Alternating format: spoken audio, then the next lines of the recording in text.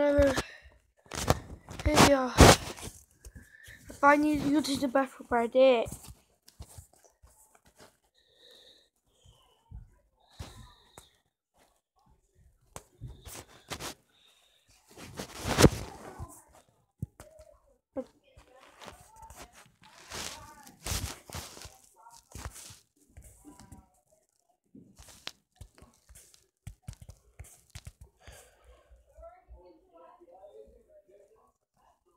Dusty, dusty, dusty, dusty.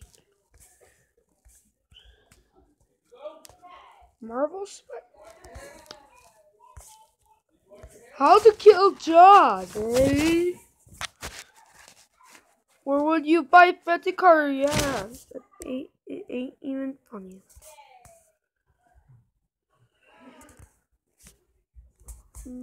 Let's watch this. Hey guys, I'm Kaya, and we're gonna need a bigger boat. Just when you think it's safe to go back in the water, Shark Week reminds us of the deadly predators that lurk beneath the ocean waves. These ferocious fish have terrorized our planet for 400 million years, but our fears got their biggest focal point in 1975 with Steven Spielberg's landmark blockbuster, Jaws. So turn up some chum, shut down the beaches, and smile. You son of a... Because this is How to Kill Jaws. Okay, so that's not the shark's name, but How to Kill Bruce just wouldn't have the same impact, and neither would the original ending from Peter Benchley's book. In the novel, the great fish just kind of dies from blood loss and exhaustion. It's not exactly cinematic, which is why Spielberg himself came up with a more explosive ending, where Jaws is obliterated by a punctured scuba tank. The residents of Amity Island have their hands full with the giant great white shark that's terrorizing the town. Yeah, that was it. This is a classic scene. Swimmers are getting gobbled left and right, the mayor refuses to close the beaches, and grieving parents are holding Chief Martin Brody directly responsible. He finally convinces the town to give 10 grand to Quint, a full-service shark hunter. What's a half-service shark hunter? Does he just, catch it and, cut it and then let it go and be like, that's all I'm here for? And together with oceanographer Matt Hooper, the three men set sail aboard the Orca to put an end to the feeding frenzy. Plan A involves sticking the shark with a bunch of harpoons attached to floating barrels. Shoot! The additional drag should, in theory, tire him out and make him an easy hook, but Jaws is just too powerful. For Plan B, B is for Bruce, Hooper descends to the depths in an attempt to poison the prehistoric predator, but the fish makes quick work of the so-called shark-proof cage.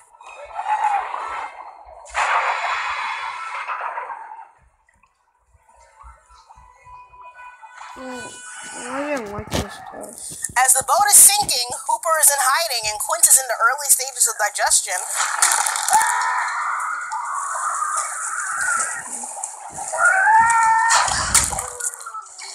That's gonna leave a mark. Brody remembers some handy-dandy foreshadowing.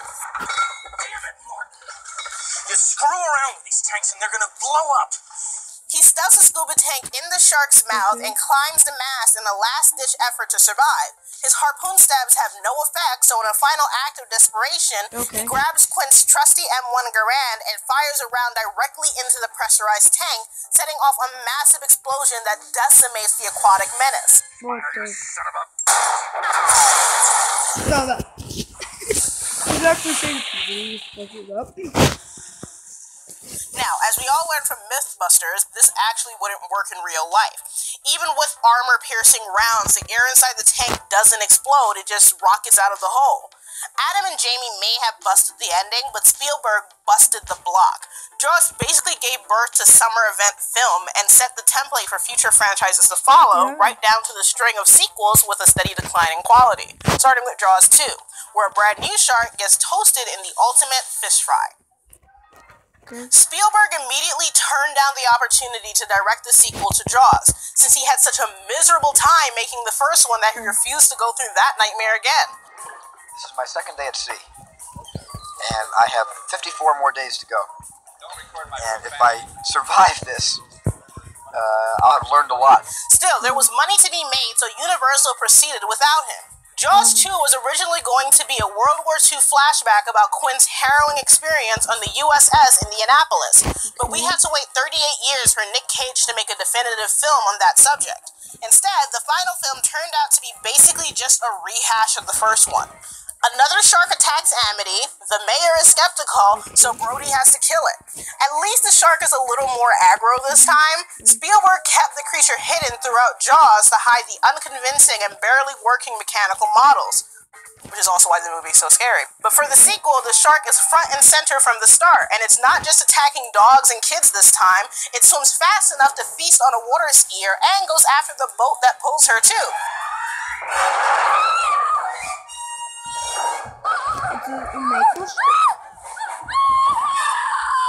But when the driver fights back with the flare gun, the resulting explosion leaves the shark horribly scarred.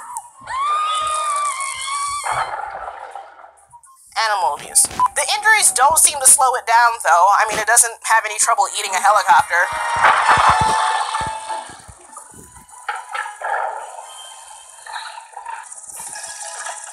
The shark corners Brody and his son on a tiny island that houses an electrical relay station.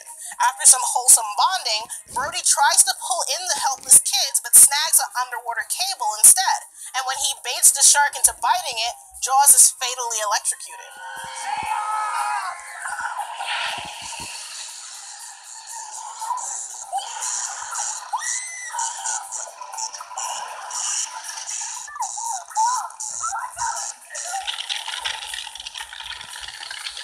Even more shocking, Jaws 2 actually made a ton of money, despite not being all that great.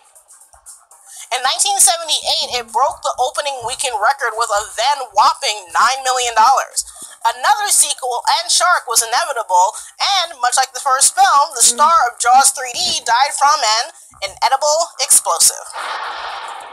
By this point, the amount of shark attacks experienced by the Brody family were pushing the bounds of believability, which is why the third Jaws film was pitched as a comedy called Jaws 3 People Zero.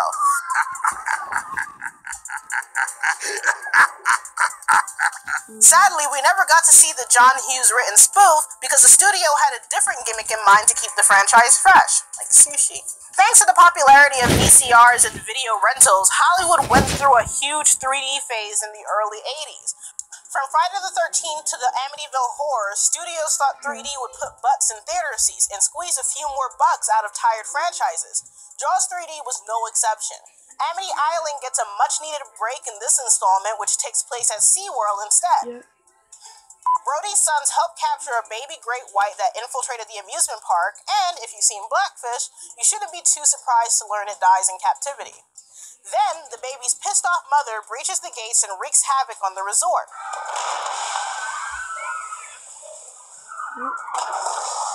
An asshole shark hunter tries to take her out with a grenade, but the jaws clamp down before he set it off, leaving her free to feast on friendly dolphins. Fortunately, she never swallowed the grenade, giving Mike the opportunity to pull the pin and send a shower of shark parts just blasting out of the screen, including the titular jaws. That is not cranberry sauce.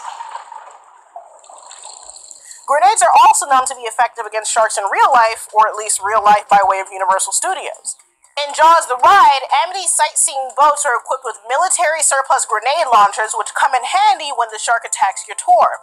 Some electric wire weakens it a la Jaws 2, but it takes a precision shot from your friendly skipper to put it down for good. Anyways, back to Jaws 3D.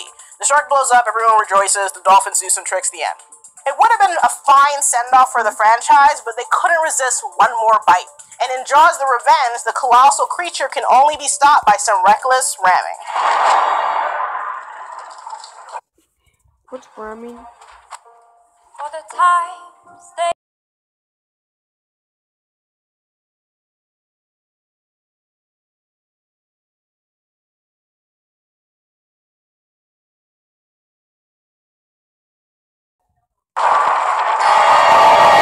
This didn't make it into the final cut, but originally they were going to explain the Brodies' unlikely encounters with sharks as a result of a voodoo curse. because science. Hence why Brody's widow, Ellen, has an unexplained psychic connection to the beast, and why it follows her to the Bahamas after it kills one of her sons.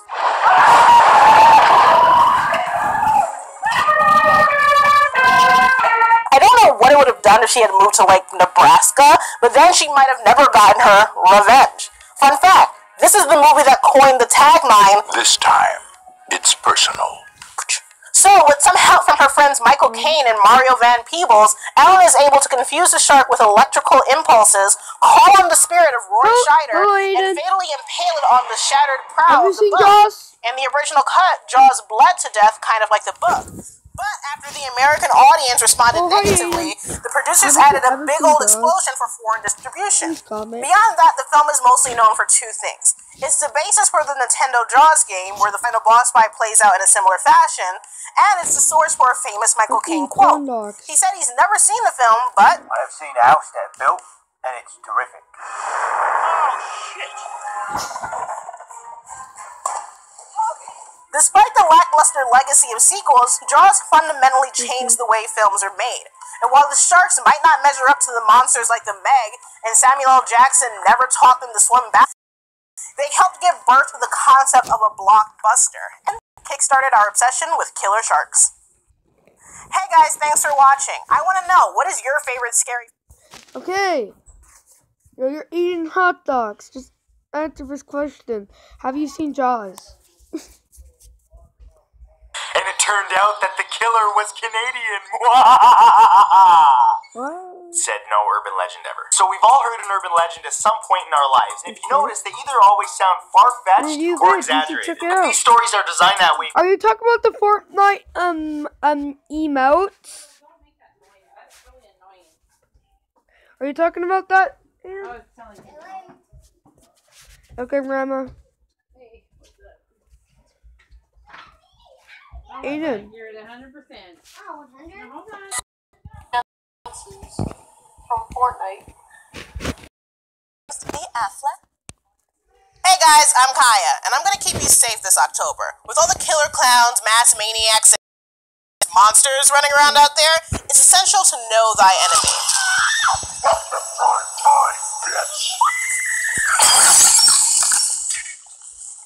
If you want to survive for the sequel, you've got to learn from their past defeats. So we're going to kick off the series with the guys eliminating one of my favorite movie slashers and tell you how to kill Freddy Krueger.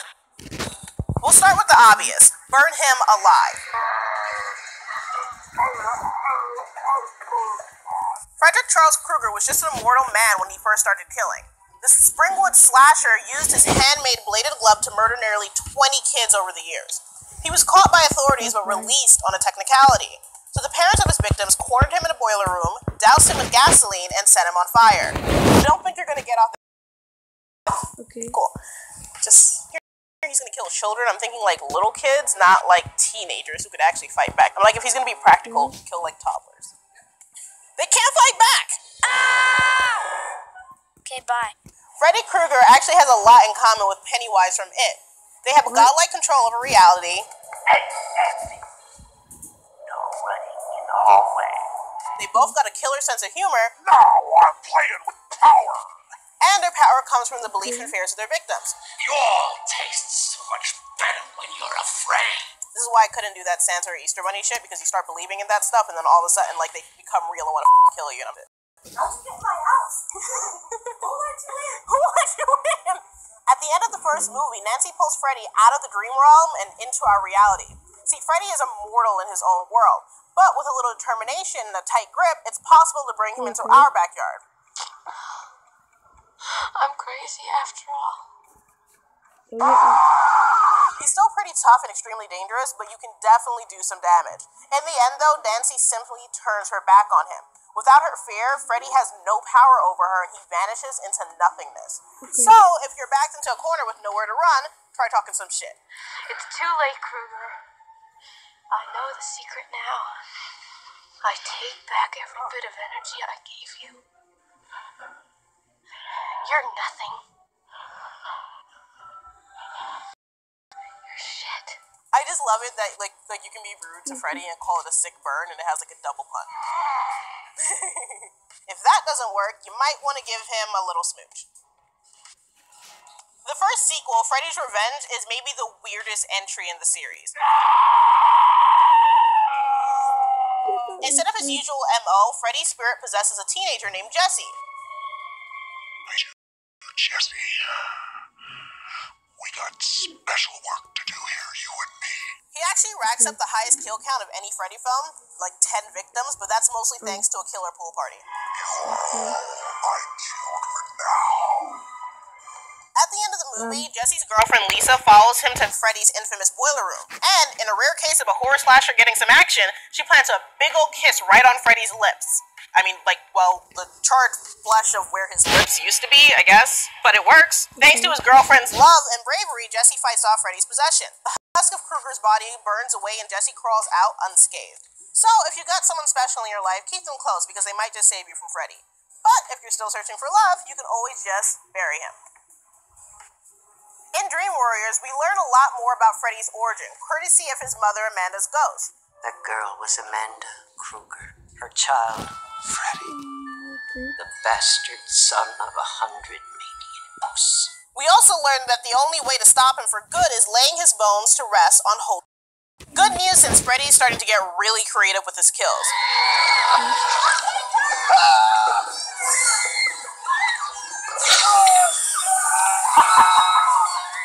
A group of troubled teens use their special powers in the dream realm to keep Freddy occupied, while in the real world, their psychiatrist buries his remains. He throws them into a grave, douses them with holy water, and burns his skull with a crucifix for good measure. Back in the dream, Freddy is ripped apart by beams of light. Unfortunately, it's not the permanent solution the Dream Warriors had hoped for.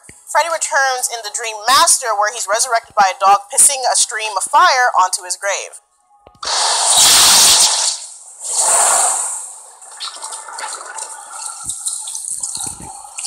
So much for holy water. Nursery rhymes are jump rope. It was really freaky because it was like the weirdest sense of deja vu ever. 3, 4, better lock your door. 5, 6, grab your crucifix. And there's another poem that has the power to destroy him. Alice and Freddy are duking it out in the dream world when she remembers a rhyme her mother taught her. She realizes that Freddy's evil can be used against him, so she recites the lines as she reflects his power back at him. Evil will see itself.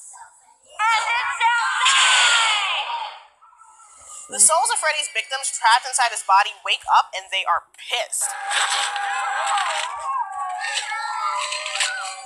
The souls tear him apart from the inside and float off into the sky as Freddy's empty clothes fall to the ground. So, whatever you do, don't forget the Dream Master rhyme. Like, maybe put it on a fridge magnet or like a nice needlepoint embroidery. You're gonna need to keep it handy if you want to kill Freddy. That, or you can make like Mortal Kombat and perform a babality.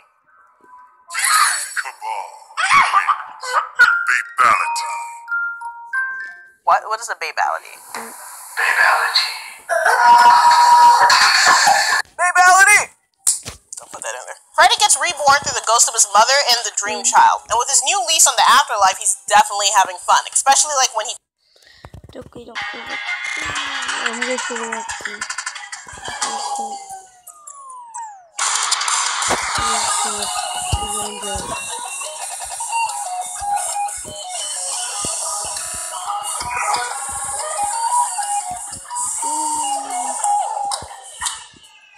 Hello, Internet! Welcome to Game Theory, where it's our goal to systematically prove that everything in your life is